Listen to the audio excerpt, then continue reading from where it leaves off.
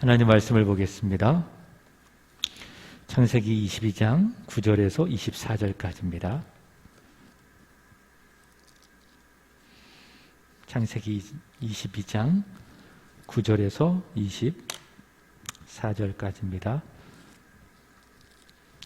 하나님이 그 일러 주신 곳에 이른지라 이에 아브라함이 그곳에 제단을 쌓고 나무를 버려놓고 그의 아들 이삭을 결박하여 제단 나무 위에 놓고 손을 내밀어 칼을 잡고 그 아들을 잡으려 하니 여호와의 사자가 하늘에서부터 그를 불러 이르시되 아브라함아 아브라함아 하는지라. 아브라함이 이르되 내가 여기 있나이다 하매 사자가 이르시되 그 아이에게 내 손을 대지 말라. 그에게 아무 일도 하지 말라. 내가 내 아들 독자까지도 내게 아끼지 아니하였으니 내가 이제야 내가 하나님을 경외하는 줄을 아노라. 아브라함이 눈을 들어 살펴본즉 한 순양이 뒤에 있는데 뿔이 수풀에 걸려 있는지라. 아브라함이 가서 그 순양을 가져다가 아들을 대신하여 번제로 드렸더라. 아브라함이 그 땅 이름을 여호와 이레라 하였으므로 오늘까지 사람들이 이르기를 여호와의 산에서 준비되리라 하더라.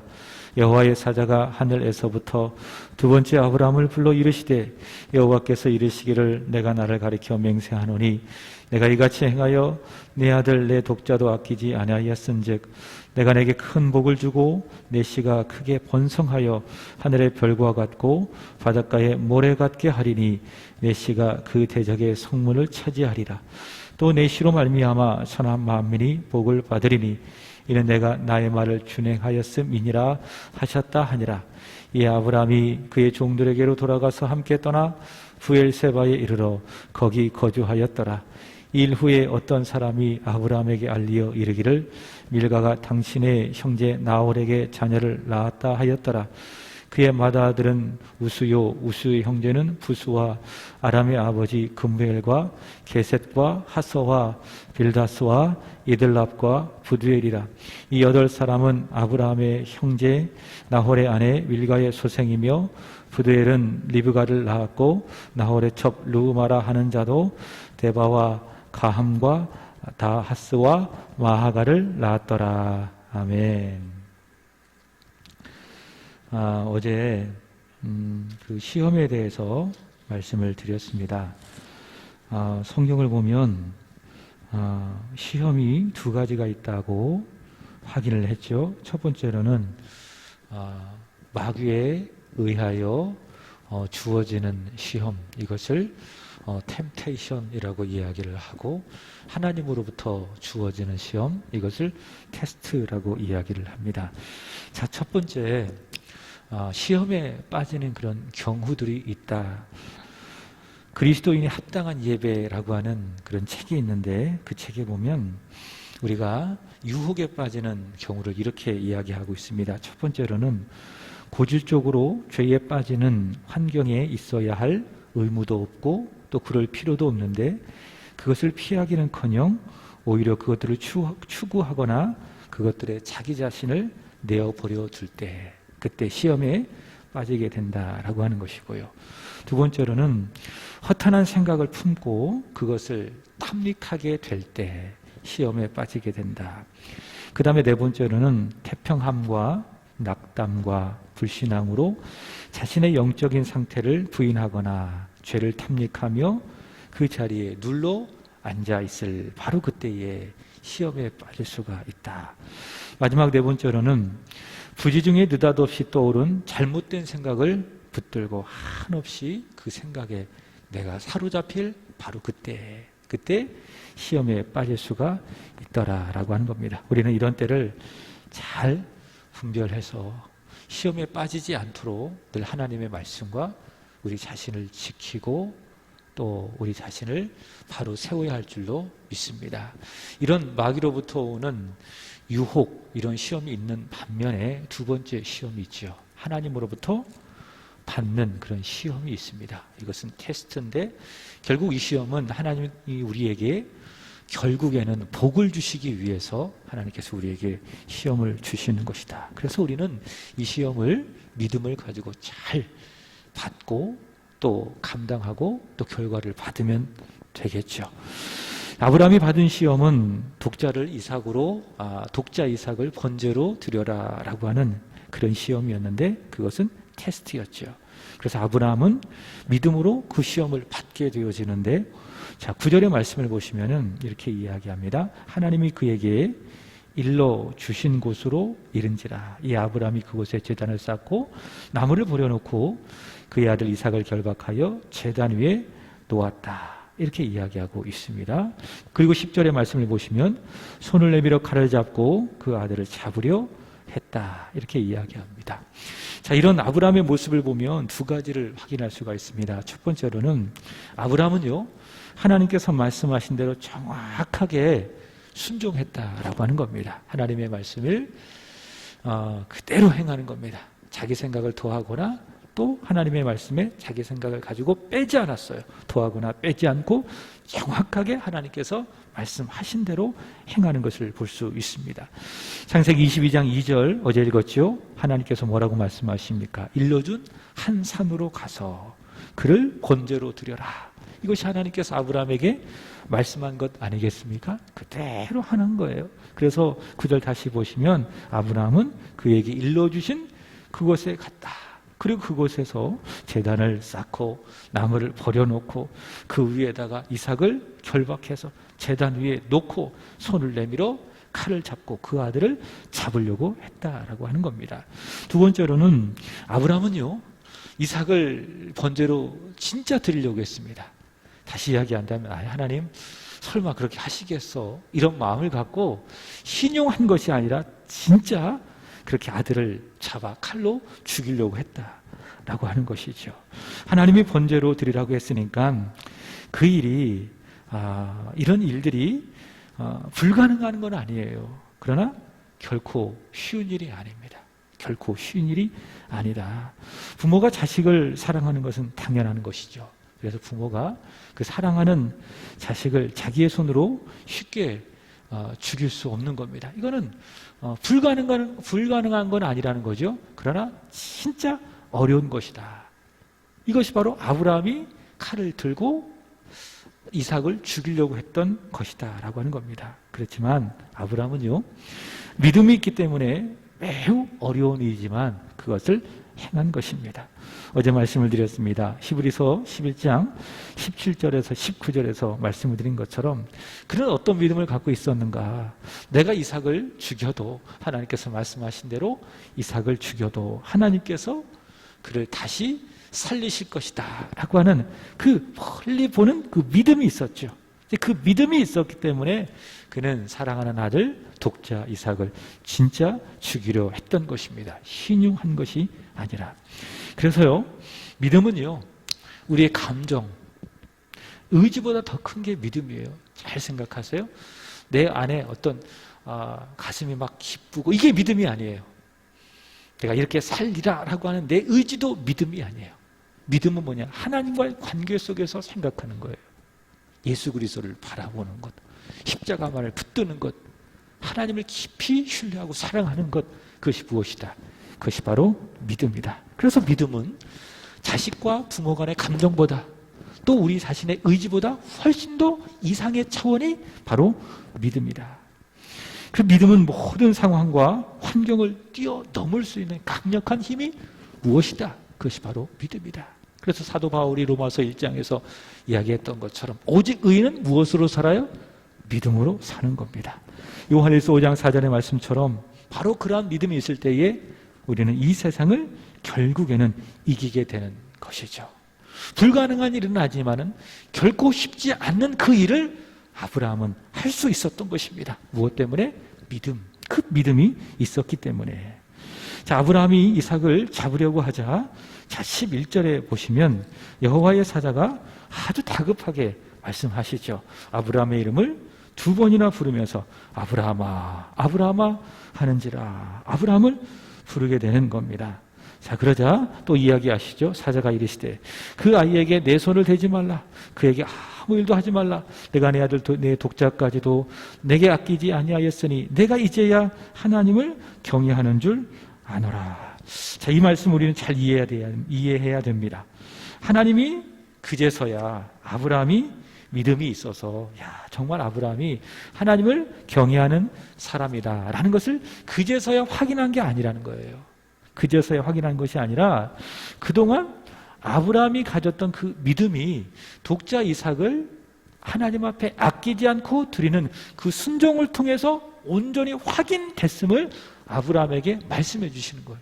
정말 너의 믿음은 순종하는 좋은 믿음이로구나. 아브라함을 위해서 하나님께서 이런 말씀을 하시는 것입니다. 자식을 주시고 땅을 주신 신실하신 여호와 하나님을 믿었던 그 믿음이요, 그 마음속에 있었던 것이죠. 근데 이 믿음이 이삭을 아끼지 않고 하나님께서 말씀하신 대로 드리는 행함을 통해서 증명되고 확인되었다라고 하는 그 사실을 하나님께서는 아브라함에게 확인시켜 주시는 말씀이 무엇입니까? 그게 12절이에요. 내가 이제야 내 하나님을 경외하는 줄을 알았노라. 이렇게 이야기하고 있는 겁니다. 창세기 15장 6절에 아브라함은 믿었죠. 여호와를 믿으니 여호와께서 그를 그 믿음을 그의 의로 여기셨다. 이렇게 이야기하고 있습니다. 여호와를 믿었다 그 말입니다. 근데 그 믿음이 이제 온전하게 된 거예요. 언제? 바로 이때 독자 이삭을 하나님께 드리는 이런 순종을 통해서 아브라함의 믿음이 더 온전해진 것이다 라고 하는 것입니다. 야고보서 2장 21절과 22절의 말씀을 보시면 이렇게 이야기해요. 바로 이 광경을 가지고 야고보서는 이렇게 해석을 하는 겁니다. 우리 조상 아브라함이 그 아들 이삭을 바칠 때에 행함으로 의롭다함을 받은 것이 아니냐. 내가 보거니와 믿음이 그의 행함과 함께 일하고 행함으로 믿음이 온전하게 되느니라. 그렇게 이야기합니다. 그러니까 독자 이삭을 바치기 전에 아브라함은 믿음이 있었어요. 말씀드렸던 것처럼 여호와를 믿었어요. 그 믿음으로 말미암아 하나님은 아브라함을 의롭게 여겨 주었어요. 근데 그 믿음이 온전하게 된 때가 언제냐? 바로 독자 이삭을 여호와께 아낌없이 드리는 이 행함을 통해서 아브라함의 믿음이 온전하게 되었다라고 하는 거예요. 그래서 야고보가 말하는 바가 뭡니까? 믿음이 있다면 반드시 행함을 통해서 그 믿음이 완성이 되어야 한다. 마치 이런 것과도 같죠. 우리가 이 땅에다가 씨앗을 다 심었다면 어떻게 해야 돼요? 자라야 되는 거예요. 그리고 열매가 나와야 되는 거예요. 그래서 그 열매를 통해서 그 씨앗을 심고 또 자라게 한 그 일이 온전하게 되는 거예요. 아브라함이 그렇다. 하나님께서 아브라함을 부르시고 또 믿음 있는 자로 세워주시고 인정하여 주시고, 근데 그 믿음의 온전함이 바로 아브라함이 여호와께 이삭을 드리는 그 순종을 통해서 온전히 나타났다 그 말입니다. 자, 복음 전도자 D.L. 무디가 이렇게 이야기했습니다. 배가 움직이려면 어떻게 하죠? 이렇게 양쪽에 노가 있지 않겠습니까? 보트를 말하는 거예요. 보트를 딱 타면 양쪽으로 막 이렇게 이 노를 움직여야 배가 앞으로 쭉 가지 않는 것이겠습니까? 천국에 이르는 방법을 그렇게 비유를 했습니다. 어떻게 이야기했는가? 천국에 이르는 최선의 방법은 뭐냐? 한 손에는 믿음의 노를 가지고 있어야 된다. 그리고 다른 손에는 행함의 노를 가지고 앞으로 가야 우리는 비로소 천국에 이를 수 있게 된다. 이렇게 이야기했습니다. 의미심장한 말이라고 여겨집니다. 믿음만 있지 순종하지 않는다면, 행하지 않는다면 그 믿음은 절대로 온전한 믿음이 될 수 없습니다. 50점짜리 믿음이에요. 머리에만 있고 가슴에만 있지 내 손으로 내 발로 움직이지 않는다면 그 믿음은 믿음이지만은 어떤 믿음? 50점짜리 믿음. 절대로 우리로 하여금 천국에 이르게 할 수 없는 믿음이다라고 하는 거예요. 야고보의 말에 의한다면 행함이 없는 믿음은 죽은 것이라 굉장히 어떻게 보면 강하게 이야기하죠. 저는 50점짜리 믿음이라고 이야기하지만 야고보는 뭐라고 이야기해요? 사람이 영혼이 없으면 죽은 것 같이 행함이 없는 믿음은 마치 죽은 것과도 같은 믿음이다라고 하는 거예요. 자, 이렇게 순종을 통해 온전해진 아브라함의 믿음 이해하셨죠? 아브라함이 믿음이 있었지만 이삭을 드림으로 말미암아 행함과 순종으로 말미암아 아브라함의 믿음이 온전하게 됐다. 그리고 하나님은요, 그 순종을 통해서 아브라함에게 믿음의 복을 주셨는데 그건 뭐냐? 그 순종을 통해서 하나님은 아브라함에게 굿 뉴스, 복음을 전해 주신 거예요. 그것이 바로 이 순종을 통해서 아브라함이 받은 최고의 복이라고 할 수 있습니다. 아브라함의 순종, 그 순종을 보시고 하나님이 크게 기뻐하시고 아브라함에게 믿음의 복을 주셨는데 그 복음의 내용이 뭐냐? 굿 뉴스, 복음이다라고 하는 거예요. 어떤 분들은 구약은 율법이고 신약은 복음이다 이렇게 성경을 이해하는 분이 있습니다. 여러분 맞아요? 틀려요? 틀려요. 구약도 복음이고 신약도 복음입니다. 구약은 오실 그리스도를 말하고 있고 신약은 오신 그리스도 예수를 말하고 있습니다. 구약도 어떻게 구원받지요? 율법을 지켜 구원받습니까? 아닙니다. 오실 그리스도를 믿음으로 말미암아 구원받고 신약은 오신 그리스도를 내가 믿음으로 말미암아 구원받고 자, 성경은 처음부터 끝까지 예수 그리스도를 증거하고 있다라고 하는 거예요. 그래서 오늘 말씀이 바로 그런 내용이죠. 아브라함의 순종을 통해서 하나님은 아브라함에게 바로 이러한 복음을 예수 그리스도의 복음을 말씀해주고 있습니다. 그래서 우리가 순종하는 게 중요해요. 하나님은 순종을 통해서 역사하는 겁니다. 순종에 있는 곳에 역사하는 겁니다. 그래서 우리가 순종하는 것이 중요하다. 불순종하면 하나님이 역사하지 않아요. 불순종하고 불신하는 사람 가운데 하나님이 왜 역사하시겠습니까? 그러나 우리 하나님과의 관계 속에서 그분을 사랑하고 그분을 신뢰하고 그분께 순종하는 그 순종 가운데 하나님은 말씀해 주시고 역사하여 주신다. 불순종의 자리, 불신의 자리 있으면 하나님 주세요. 이것 해주세요. 주셔요? 안 주셔요? 안 주세요. 내 자리를 잘 확인해야 돼요. 나는 믿음의 자리에 있는가 아니면 불신의 자리에 있는가? 나는 순종의 자리에 있는가 아니면 불순종의 자리에 있는가?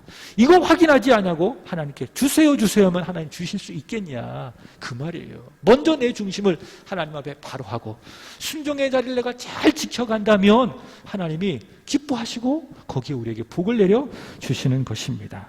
하나님은 아브라함의 순종을 보시고 그 순종 가운데 복음을 말씀해 주시는 것입니다. 자, 세 가지예요. 첫 번째로는 아브라함이 이삭을 드렸던 이 장소예요. 여기가 어디죠? 모리아 산을 말하는 겁니다. 모리아 땅의 한 산인데 모리아 산이라고 이야기를 하는데 이 모리아 산은 훗날 어디로 변하는가 하면 나중에 한번 찾아보세요. 역대하 3장 1절에 보시면 역대하 3장 1절 말씀을 보시면은 솔로몬이 여호와께 성전을 지은 장소가 어디입니까? 바로 이 모리아 산인 것을 볼 수가 있습니다. 하나님께 드려지는 피의 제사를 요즘 우리가 레위기를 읽어가고 있는데 하나님께서 말씀하신 그 피의 제사, 죄 용서, 하나님의 사랑의 마음을 담아내어 하나님께 드려지는 그 제사를 드리는 장소, 그 성전이 건축된 곳이 어디예요? 바로 이 모리아 산이고요. 그리고 훗날 예수님께서 우리를 죄를 속하시기 위해서 달리신 예수님의 십자가가 있는 골고다 언덕이 바로 이 모리아 산이 되었다라고 하는 겁니다. 그래서 이 모리아 땅은요, 아브라함의 순종의 향기가 배어있는 바로 그것입니다. 아브라함의 순종의 모습, 좋은 믿음의 그 향기가 배어있는 바로 그 땅에 무엇이 세워졌어요?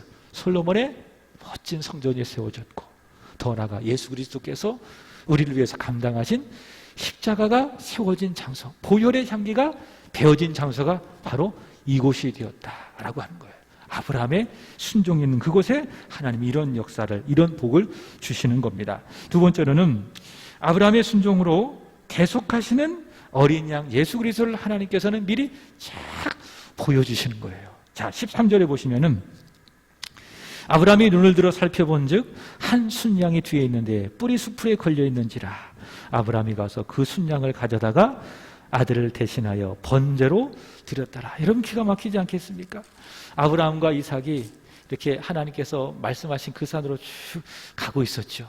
이삭이 좀 이상한 거죠. 아버지 번제할 그 나무도 있고 불도 있는데 정작 드릴 제물은 어디 있습니까? 그렇게 이제 물어봤지 않겠습니까? 그랬더니 아브라함이 뭐라고 대답했죠? 그것은 여호와께서 친히 준비할 것이다. 아브라함이 성령의 감동으로 아주 지혜롭게 그렇게 대답을 했습니다. 정말 그렇지 않겠습니까? 그 말씀대로 하나님께서는 이삭을 대신해서 드릴 그 양을 대신 준비해 주신 것을 볼 수가 있습니다. 그것이 바로 이제 수풀에 걸려있던 순양이라고 할 수 있겠죠. 자, 그 순양이 어떻게 됩니까? 아브라함이 가서 그 순양을 가져다가 누구를 대신하여? 아들 이삭을 대신하여 번제로 드렸더라. 그렇게 이야기하고 있습니다. 그래서 이 어린 양은 누구냐? 이삭을 대신해서 번제로 드려진 양, 제물이다라는 것을 알 수가 있죠. 우리가 죄를 지어서 우리가 죽어야 돼요. 그러나 우리 대신 죽으신 분이 있습니다. 우리의 죄를 대신 다 짊어지시고 죽으신 분이 누굽니까? 바로 예수 그리스도. 그래서 세례 요한은 요한복음 1장 29절의 말씀을 보시면 뭐라고 이야기합니까? 보라, 세상 죄를 지고 가는 하나님의 어린 양이로다, 이렇게 이야기하고 있습니다. 내 죄를 지고 가는 하나님의 어린 양. 그래서 십자가는 내가 져야 돼요. 내가 죄인이니까. 그러나 하나님이 나를 지극히 사랑하셔서 나를 십자가에 달지 아니하고 아들 예수에게 내 모든 죄를 다 전가시키시고 나를 대신하여 십자가에 달려 죽게 했다. 바로 그분이 하나님의 어린 양 예수 그리스도. 그 하나님의 어린 양 예수 그리스도를 예표하는 것이 바로 수풀에 걸린 어린 양, 이삭 대신에 드려진 바로 이 어린 양이다 라고 하는 거예요. 바로 이 어린 양 예수 그리스도의 모습을 바로 보여준다. 무엇을 통해서? 아브라함의 믿음과 순종을 통해서. 세 번째로는 아브라함의 순종으로 하나님은 그리스도를 말씀하시고 또 그리스도를 통해서 받는 복을 말씀하는 것을 볼 수 있습니다. 17절에 보시면은 내가 내게 큰 복을 주고 내 씨가 크게 번성하여 하늘의 별과 같고 바닷가의 모래와 같게 하리니 내 씨가 그 대적의 성문을 차지하리라. 여기 보시면 내 씨라고 잘 주목해 보세요. 내 씨. 내 씨는 누구를 말하는 겁니까?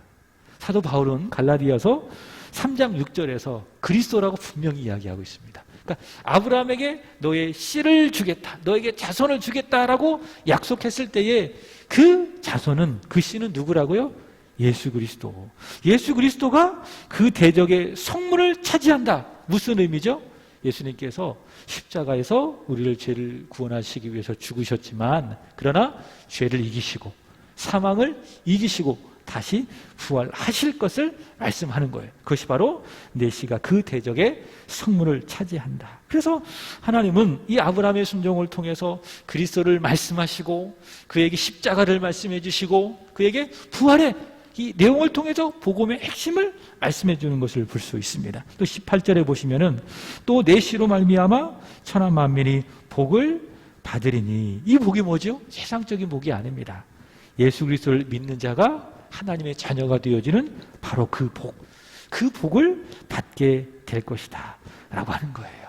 그래서 하나님은 이런 아브라함의 순종을 통해서 예수님을 미리 아브라함에게 말씀하여 주시고 또 예수 그리스도의 십자가와 또 부활의 복음을 말씀하여 주시고 그를 믿는 자가 받는 구원의 복에 대하여 말씀하여 주시고, 자, 정리해 본다면 이런 아브라함의 순종을 통해서 십자가의 골고다 언덕이 대신 죽으시는 하나님의 어린 양 예수의 부활과 구원의 복이 충만하게 계시가 되었다라고 하는 거예요.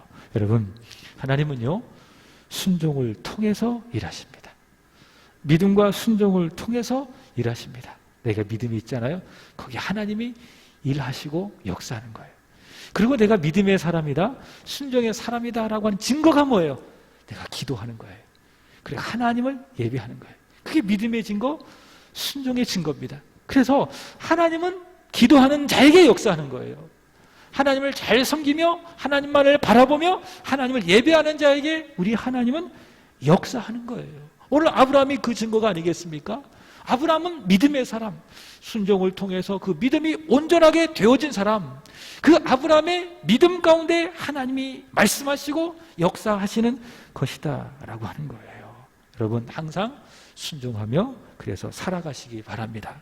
그래서 저와 여러분은 내가 큰 일을 해서 큰 믿음의 사람이 아니라 하나님의 말씀에 순종하니 하나님이 그 순종을 통해서 역사해서 저와 여러분이 믿음의 큰 사람이 되는 거예요. 하나님의 역사를 이루어가는 사람이 되는 거예요. 내가 능력이 있어서 하나님의 역사를 이루어가는 게 아니에요.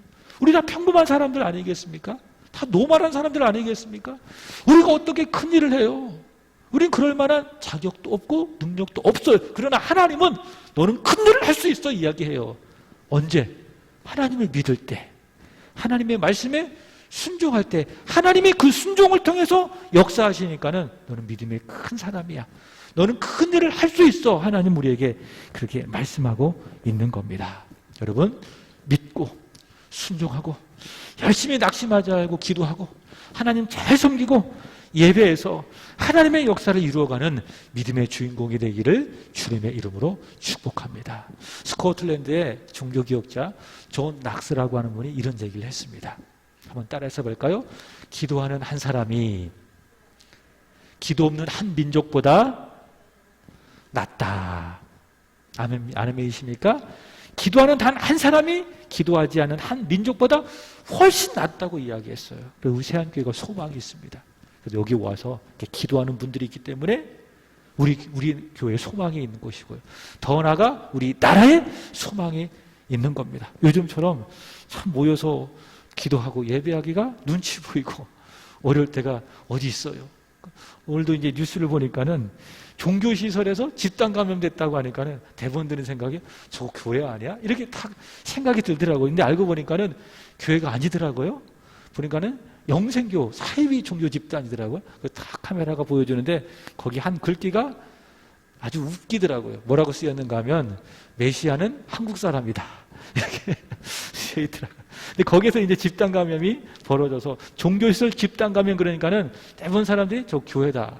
이렇게 사람의 머릿속에 고착화 되어 있어요. 그러다 보니까는 내가 예수 믿고 살아간다고 하는 것이 참 어렵고 교회 온다고 하는 것도 어렵고 교회에서 예배 드린다는 것도 참 어렵고 그럼에도 불구하고 여러분 믿음 가지고 이 자리에 오셔서 이렇게 찬송하고 말씀 듣고 기도하게 되어지니 얼마나 감사하고 모든 것이 하나님의 은혜고 여러분의 믿음을 진정으로 칭찬합니다. 여러분은 이 나라를 살리고 교회를 살릴 축복의 사람인 줄로 믿습니다. 자, 역사의 주인공 믿고 순종하여 하나님의 역사를 이루어가는 그런 주인공이 되기를 바랍니다. 자, 본문 20절부터 24절까지는 히브리서 11장 19절에 보면 죽은 자 가운데서 도로받은 사람이죠. 그가 누군가 하면 이삭이에요. 그래서 이삭은요 죽었다가 살아난 사람이에요. 죽진 않았지만은 히브리서 기자가 주석하는 거죠. 이삭은 죽었다가 다시 살아난 하나님의 사람이다. 자, 그 이삭이 아내를 얻게 될 것인데 그 리브가를 아내가 얻게 될 것인데 장차 아내가 될 리브가를 소개하기 위해서 삽입된 나홀의 족보라고 할 수 있겠죠. 자, 이제 하나님은 아브라함에게 하셨던 언약을 이삭을 통해서 변함없이 이어가신다라고 하는 사실을 이제 미리 쫙 보여주고 이제 아브라함의 믿음의 시대가 이제 점점 마감이 되는 거예요. 그래서 아브라함의 믿음의 최고의 절정이 어디였어요? 이삭을 번제로 드렸을 때 믿음의 최고의 절정이고 믿음의 최고의 열매를 맺고 이제 아브라함은 이제 역사 속에서 서서히 자라나가고 이제 하나님께서 아브라함에게 하셨던 그 언약이 누구를 통해서 이루어져 가요? 그 아들 이삭을 통해서 죽은 자 가운데서 다시 돌려받은 그 이삭을 통해서 하나님의 역사가 이루어져 가는데 그 이삭과 함께 하나님의 언약을 이어갈 아내가 있어야 되잖아요. 그죠? 그래서 그 아내를 소개하기 위해서 성경은 나홀의 후회를 쭉 소개하고 거기에 이제 리브가를 낳았다. 23절에 보면 그런 내용이 나와 있습니다. 자, 이런 것을 보면 아브라함은 역사 속에 사라져도 아브라함은 지금 이름만 남아있고 이 세상에 없어도 그러나 아브라함의 하나님 또 이삭의 하나님은 여전히 살아계셔서 그분은 미쁘시고 신실하셔서 저를 붙들어 주시고 여러분을 붙들어 주시고 우리 교회를 붙들어 주셔서 오늘도 변함없이 하나님의 일을 하고 계신 줄로 믿습니다. 그 미쁘신 하나님, 그 신실하신 하나님을 끝까지 믿으시고 저와 여러분 또한 그 하나님 앞에 신실하게 살아가게 되기를 예수 그리스도의 이름으로 축복합니다. 기도하겠습니다. 전능하신 하나님, 우리에게 은혜 주셔서 믿음으로 살게 하시고 그 믿음이 순종으로 온전케 되는 복이 있게 하여 주옵소서. 그리하여 하나님의 역사에 하나님 나라와 교회의 부흥이 하여 쓰임받는 축복의 사람들 되게 하여 주옵소서. 하나님, 오늘 이 귀한 말씀 우리의 마음으로 받습니다. 하나님은 순종을 통해서 일한다 말씀하여 주셨사오니 저희들 순종한 자리를 기쁨으로 차지하게 하여 주옵소서. 기도하며 믿음으로 하나님을 섬기며 예배하는 그 자리 한순간도 놓치지 아니하므로 하나님의 역사를 써가는 믿음의 큰 인물들 되게 하여 주옵소서. 오늘 우리 주변에 있는 현실의 어려움 속에 우리들이 낙심하지 않게 하여 주시고 절망, 염려, 걱정하지 아니하게 하여 주시고 어려움 속에서도 일하시는 하나님을 신뢰하고 믿음으로 말미암아 세상을 이기고 승리하는 축복의 사람이 되게 하여 주옵소서.